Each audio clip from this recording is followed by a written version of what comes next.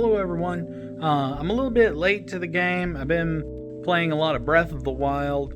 Now by the time this video releases, this is probably going to be like several months since I beat it. But my daughter got into it from watching me, and I've been noticing her and my son going out and getting sticks and pretending like they're bows. So I'm going to try and make them bows from Breath of the Wild so that they can play with that and have something a little more authentic. So I thought it'd be a fun thing to make, and I thought it'd be a good thing to show you guys how you might go about doing something like this. All right, let's get to it. So I decided to start with a cardboard template. A bow is a symmetrical thing, and so it needs to be perfectly the same on one side as it is on the other. On things like this, I like to take and draw it just the way I want it on cardboard, and then I can cut it out and flip it over, and that way you get perfect symmetry. I freed the shape with a cliche YouTube tactic. Not really. I actually just used an X-Acto knife and cut the piece out.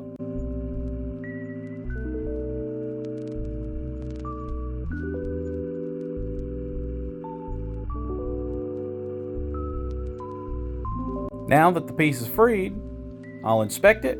If it looks good, I'll take it over to the plywood, trace it twice, and thanks to that little boilerplate, I'll have a perfectly symmetrical bow. The key to a technique like this is you have to make sure your cardboard doesn't slip around. One down, one to go.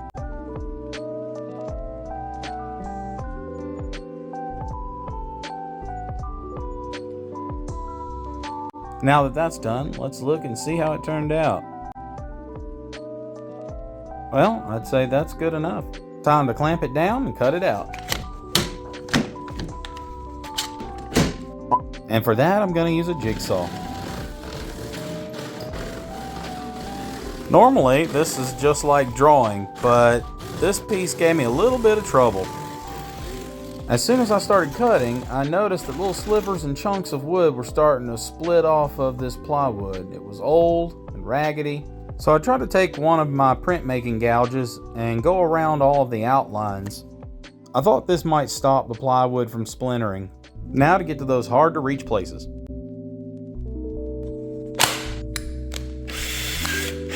I had to pick out a bit the same size as my blade to make some pilot holes.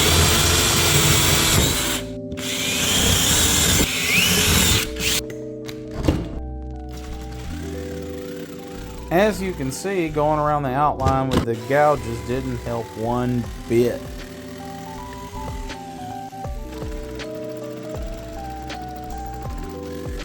I decided to live with it and keep going. It could be a didactic moment to show you guys how to fix things like this. Hopefully though, you will not have as much of this kind of repair work to do as I did.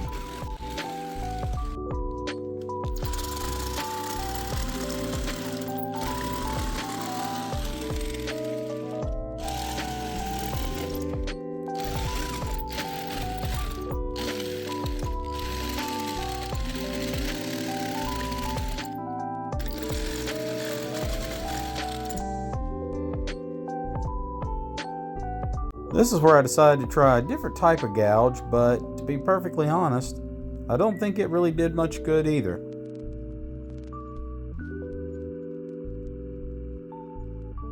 We got our work cut out for us repairing all of that.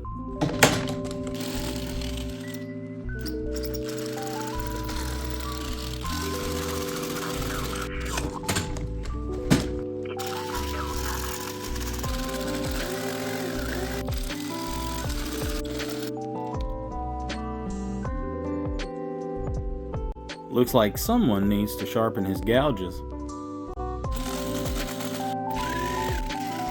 I've demonstrated how to get to these hard to reach places in other videos, so I won't go into much detail about it now. Basically, you got to cut from one side as far as you can, then come back and try to get the rest on the other side. But there's a little bit of creative thinking here and there. Now that it's starting to look a little bit like a bow, we got to take it over to the belt sander and start to shape it up a little bit. putting special emphasis on those beveled edges on these feather-like structures. We also want to smooth out the sides of this especially rough and raggedy plywood. My eyeballs are getting splinters just looking at this thing.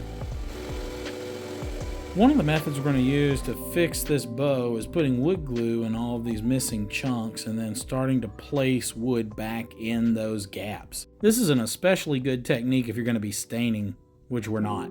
Here I'm just using some scraps to press down on those pieces of wood that we've inserted in. I'm going to be using a drill to remove some of this wood. We can't afford to make a mistake, so I'm using my hammer to smack an indentation down where the drill bit will start. This will keep the drill bit from crawling around and cutting out parts we don't want to. We'll start chiseling out some of the remainder of the wood and finish up with a rotary tool.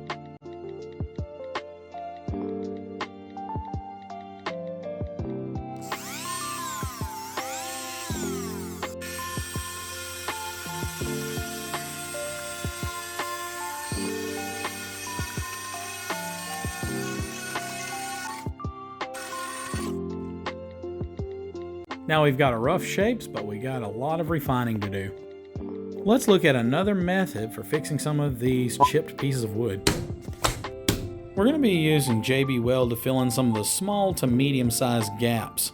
Like all epoxies, it starts with an A and B that you have to thoroughly mix together.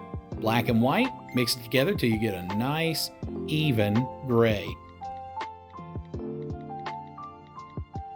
Once it's mixed, we'll be using a squeegee to apply all of this epoxy. This ensures that only the recesses get filled, and they get filled even with the rest of the wood. You can think of it almost like the opposite of sanding. Instead of the high places being removed all the way down even with the lowest part, we are filling these cracks all the way up to the highest point. As you can see, we're having to use a lot of epoxy because this thing really splintered off bad. We're not using treated wood, we're using mistreated wood. Here I'm going to be applying a few more pieces of wood to this because some of these gaps were just too large.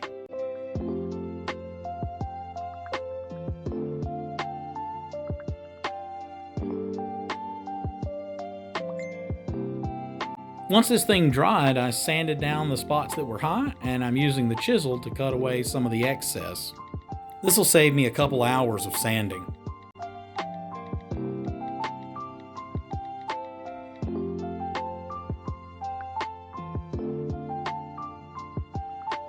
We're going to have to get into some of these hard to reach places, and one of the things we can use is emery boards. They work pretty well, but if you don't have them, you can take a regular crafting stick or just a popsicle stick or a corn dog stick or any kind of stick you like and wrap it in sandpaper. I'm demonstrating right now a way to cut sandpaper if you don't have anything to cut it with. You can actually just fold it a few times on each side and it cuts pretty even that way. It'll keep the tear pretty straight. That wood will give the sandpaper some structural support, and it'll give us more of that geometric and professional look that we're after, because the wood will keep the sandpaper straight. We can also cut the crafting sticks or emery board down to size. Let's check out how the other bow is coming along.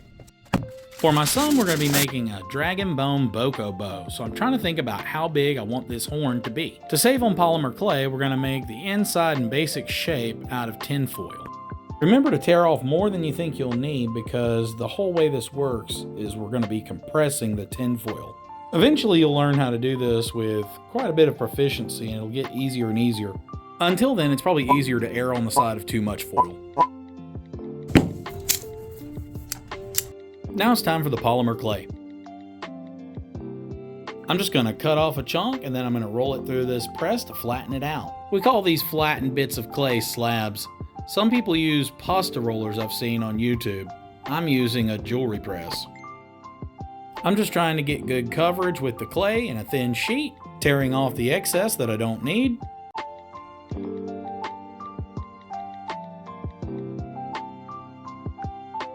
Then we're just going to start kneading it together, first with our fingers, and then we'll come back by with a modeling tool to make it really nice and pretty.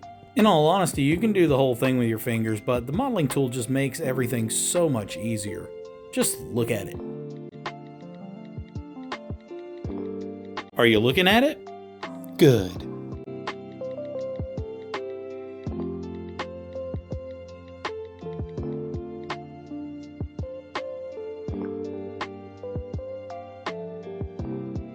It's just like magic, really.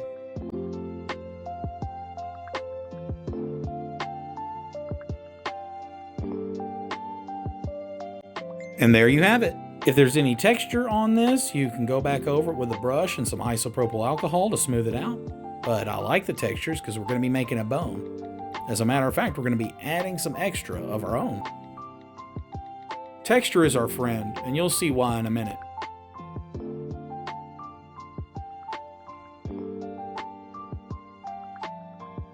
One thing you might notice is I'm going a little ham with the texture. My cuts might be a little too deep. I'm going to soften them up with my fingers and by rolling them around on this mat, but obviously not in that order. You can also lay some shrink wrap or something over the top of it before you make the slices, and that'll soften them up too. Now rinse and repeat. Voila, 3 dragon horns. Just like Mom used to make. I dug around in my supply closet and in my bit boxes and found a bunch of stuff that I can work with. Now you can see how ugly and inconsistent all the patchwork is.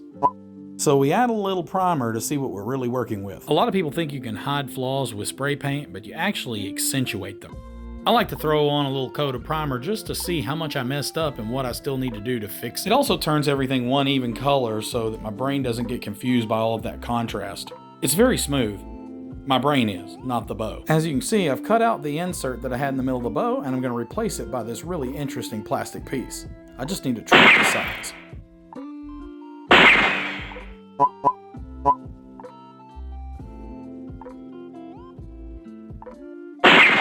Trim it up, mock it up, and add plenty of glue.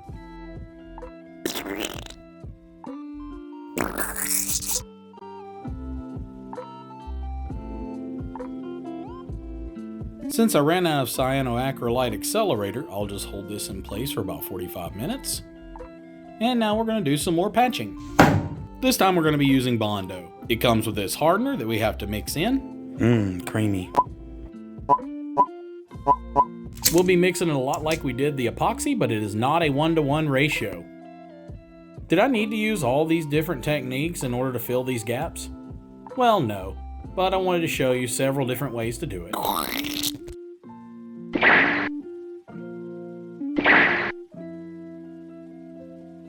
As you can see, we're just putting a little dab in there and then we're going to mix it up. Now, I don't know how well this is going to work because I didn't squish up my tube very well before I started. Once we get it mixed up to a complexion very similar to my skin, we'll just go ahead and start applying it in like fashion to the way we applied the JB Weld.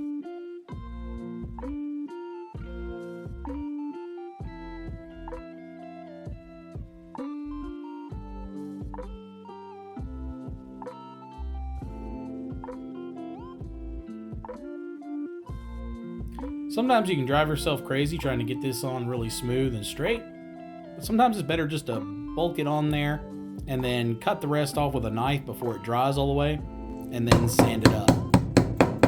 Make sure the can is sealed before you put it away. You got a short window where the Bondo's not hard and it's not too squishy to cut. The outer limbs of this bow are not flush with the rest of the bow. The inner part is a little recessed. I drew a line to distinguish between the two areas, and now I'm going to come back in and remove material on the inside of this line in order to make it look like this part of the bow is thinner.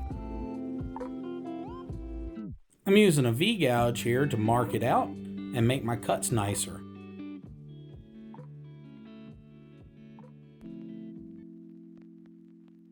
I'm going to do the same thing to the other side, making sure I'm symmetrical and starting and finishing in the same places.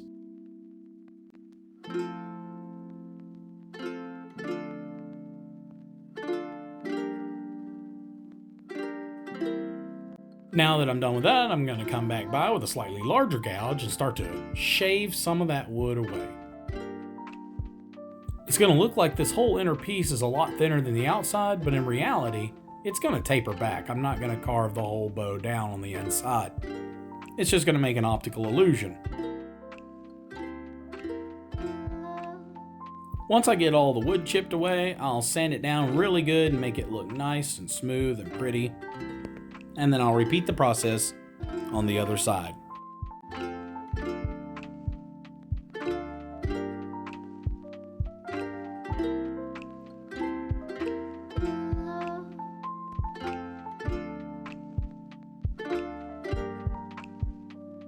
I want to show you all this. Even though I was extremely careful with my wood carving tools, I ended up cutting my finger on something really stupid and unrelated.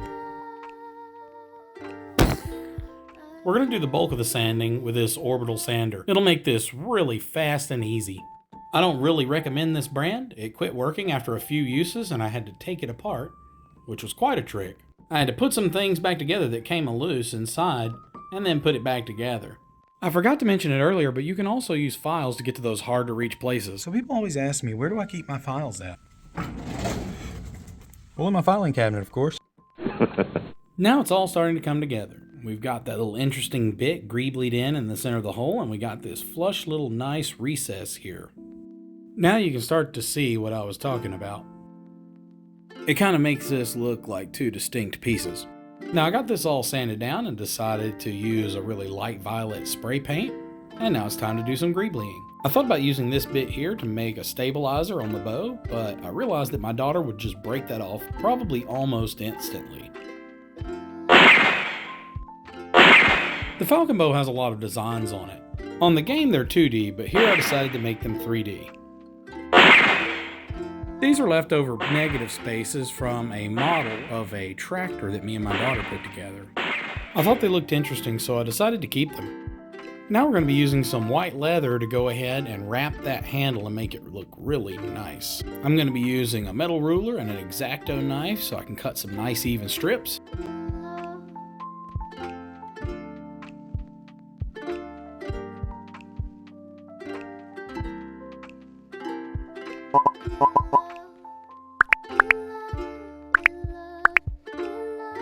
I wanted the outsides of some of these really nice looking gears, but I couldn't hold them while I drilled them out, so I decided to use some hot glue and glue them down to a board. Every once in a while one would pop off, but for the most part it worked out quite well. Best of all, they looked really good glued down on the bow.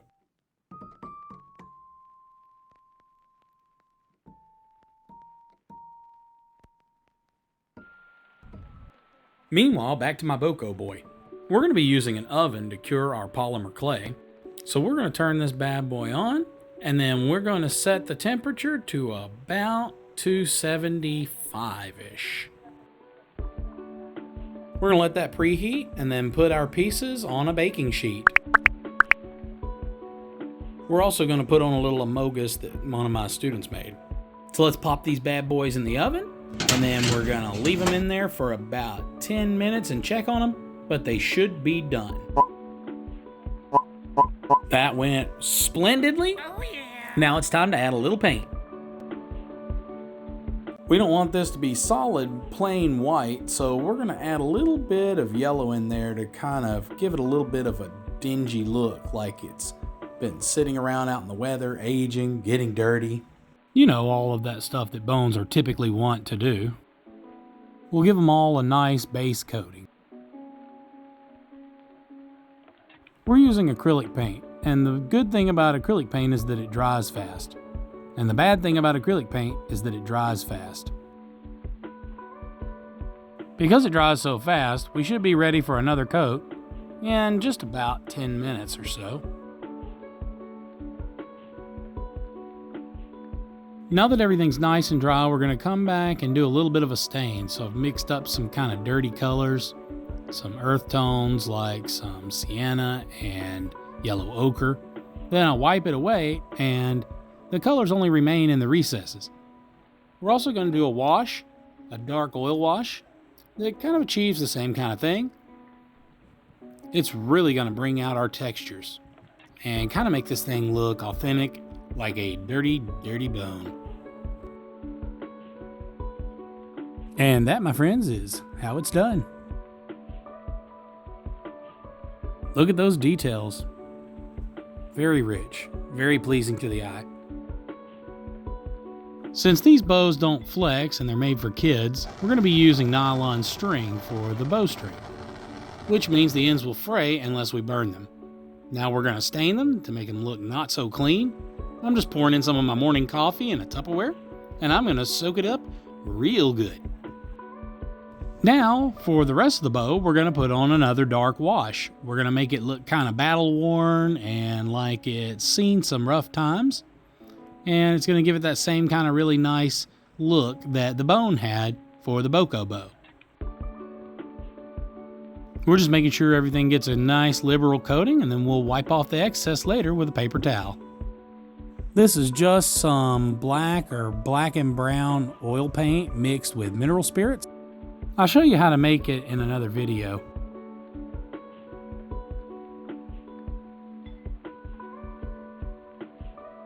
Now we're wiping off the excess, and you can look and see how it really brings out all of the details and textures in the bow.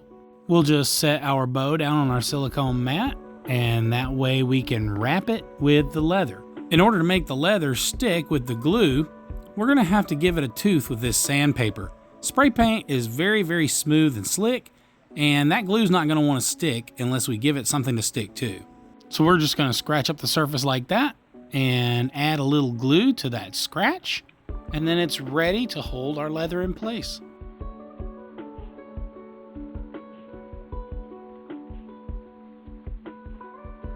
I'm going to hold the leather down really tightly with my thumb while it dries, and while it dries, I'm just going to go ahead and continue to wrap the leather around the bow. You can add more glue here and there in the middle, but I don't usually find it's necessary.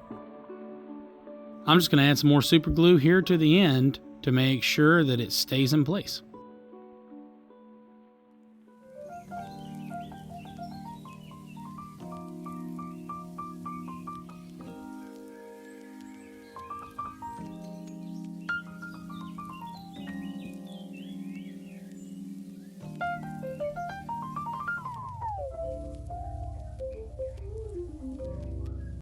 Just like before, we'll want to hold some pressure on it while it dries.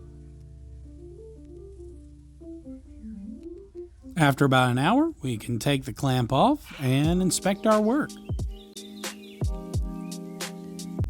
Now we'll just take our string that has been soaking in our coffee and we'll add it to the bow. Looks nice and dingy, and that knocked off a little bit of that unnatural contrast. Now we need to pick out a drill bit that is roughly the size of our string. Bingo, bingo.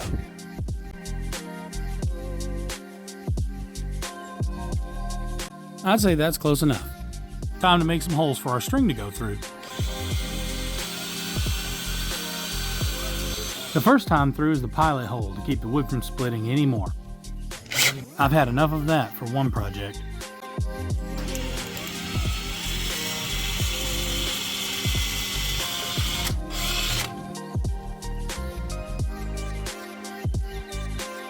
For our Boko bow, we're going to take some copper and we're going to make a little loop here in our string. Then we'll run a screw through that loop and hide the screw with all of the various rope and twine and things that the bokoblins have tied around their bows in this game.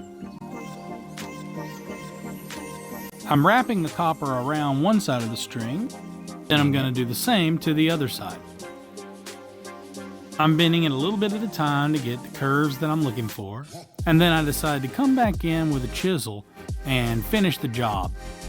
This will push that metal down in the middle where I want it, then I can just come back with some pliers and squeeze it too, and get that nice professional look that we're after. I've picked out some screws that I had in my tray, and now I need to find a bit that matches those. We want it to be slightly smaller, that way the threads on the screw have something to hold on to. Why are we putting a hole in there at all? Well, that is to keep the wood from busting. Now I'm taking an X-Acto knife and just cutting out a little notch for my second screw.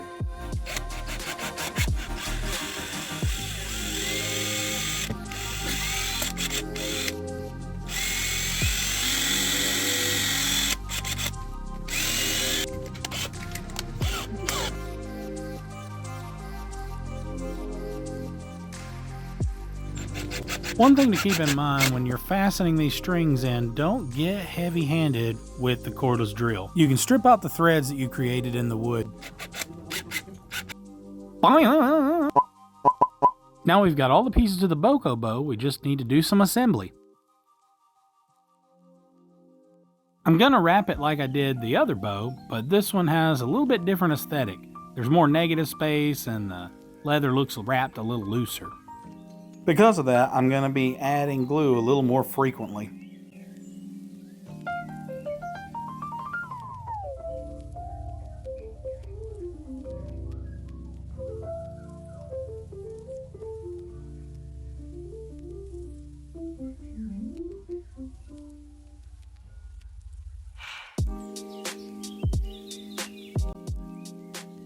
This extra glue will help these straps stay in place right where they need to be in order to keep the look that we're after for our Boko buddies.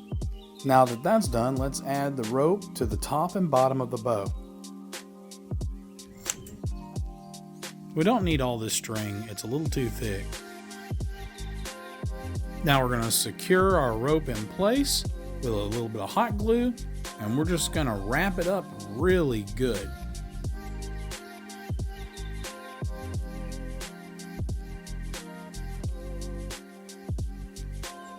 We're going to do this until it hides all of our screws and everything else and has the look of the Boko bow. Now in the game, there are little leather straps holding on the dragon bones, so we're going to create those right now out of a little bit of brown leather. We're just going to go chop chop with our scissors. Aha! Once I get through finding the proper placement of my bones, I'll just glue them in place, and then I will wrap them with the leather strips. We're going to use a lot of glue because this is going to be a toy. If you've ever met a kid before, you'll know why.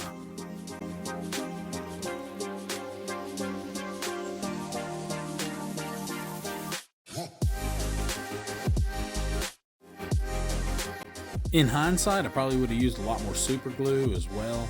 Kids play with these things out in the heat, and you know, that's kind of how hot glue works. So, heat can weaken hot glue. With the placement of these leather straps, I'm not really trying to emulate the game perfectly. I'm just trying to do what looks good to me. In real life. Each bow that was made would be a little different.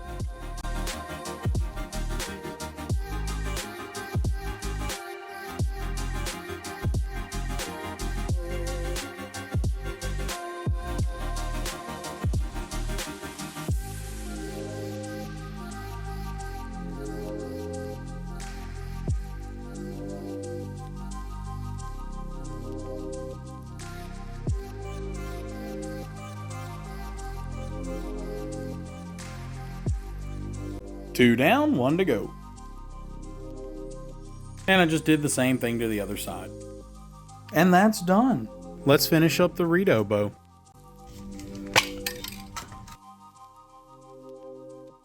To add to the aged and weathered look, I'm going to be antiquing the bow. Right now I'm trying to make it look like places where the paint's been knocked off and little bits of metal are being exposed.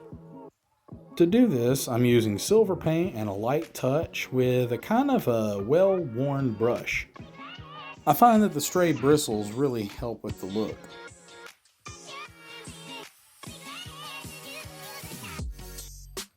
I want to get around the edges, especially and all the places that stick out that would be catching damage and being hit and bumped around all the time. That's the kind of thing you want to think about when you're doing stuff like this. Where are these things going to be coming in contact, and where is the paint going to be knocked off and scratched, and all that biz.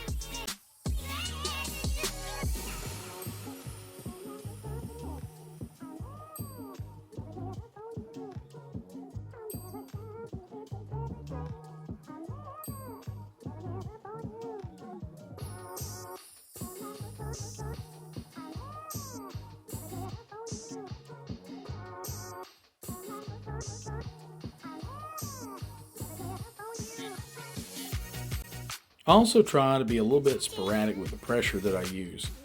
This will keep it from looking so contrived. We don't want this thing to look patterned or like it was a formula. We want this to look like it's the product of natural occurrences, just a bunch of random events. And with these final touches, it's time for the glamour shots.